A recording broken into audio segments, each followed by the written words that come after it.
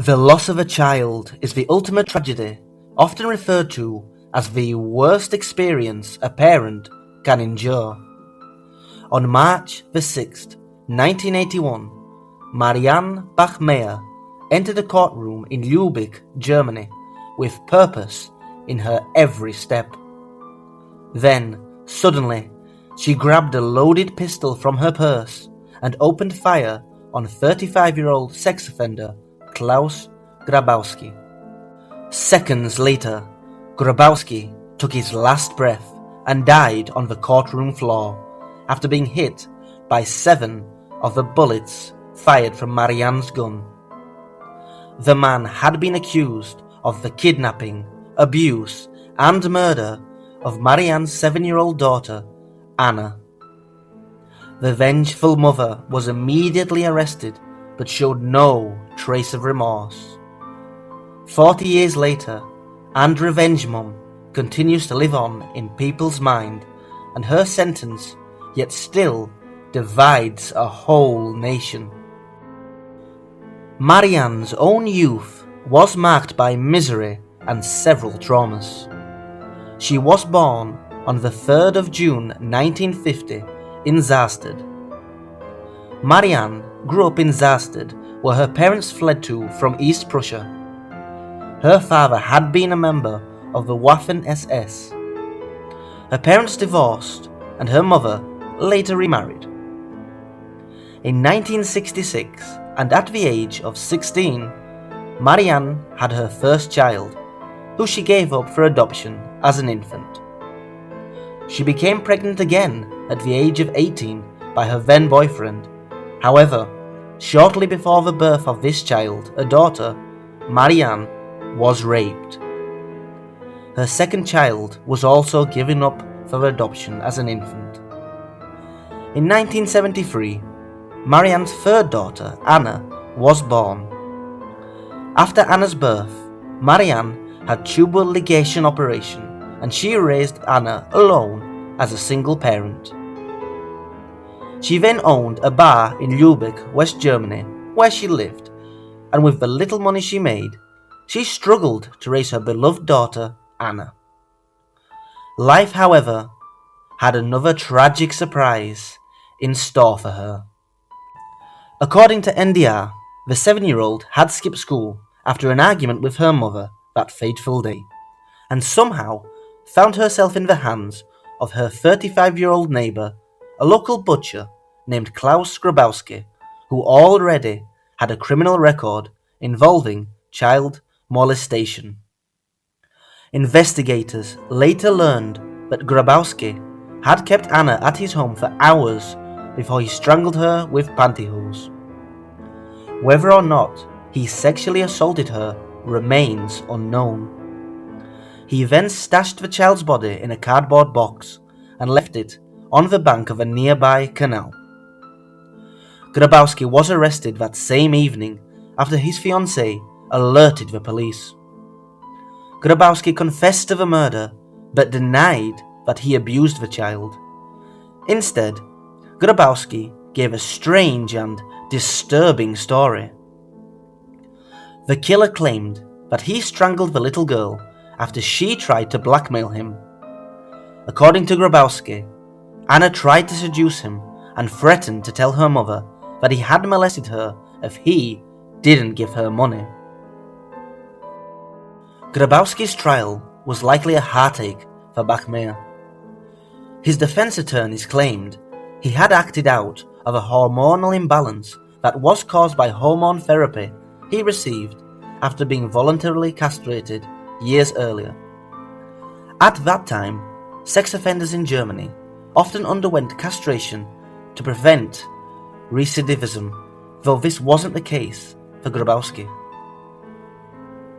On the third day of the trial in Lübeck District Court, Marianne grabbed a .22 caliber Beretta pistol from her purse and pulled the trigger 8 times. 6 of the shots hit Grabowski, and he died on the courtroom floor.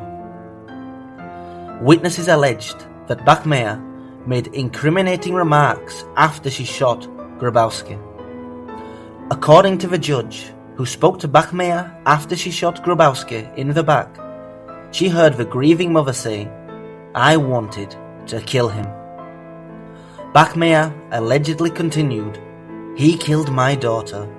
I wanted to shoot him in the face, but I shot him in the back. I hope he's dead." Two policemen also claimed to have heard Bachmeier call Grabowski a pig after she shot him. The mother of the victim soon found herself on trial for murder herself.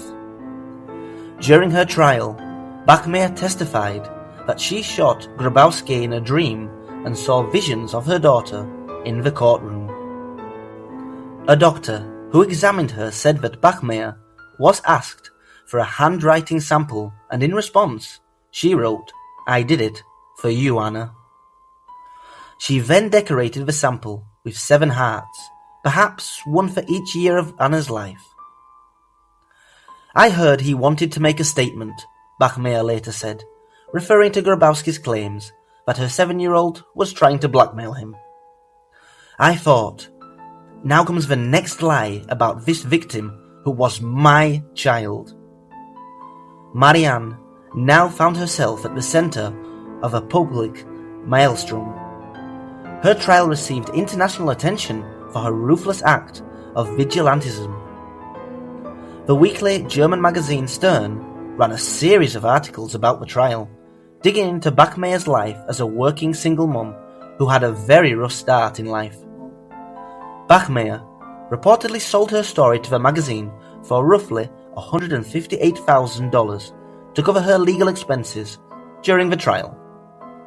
The magazine received an overwhelming response from readers.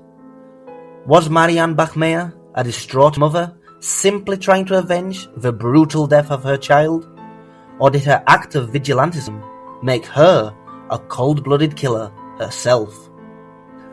Many expressed sympathy towards her motives, but condemned her actions nonetheless. In addition to the case's ethical conundrum, there was also a legal debate about whether the shooting was premeditated or not, and whether it was murder or manslaughter. Different rulings carried different punishments. Decades later, a friend featured in a documentary about the case and claimed to have witnessed Bachmeier perform target practice with a gun in her pub cellar before the shooting.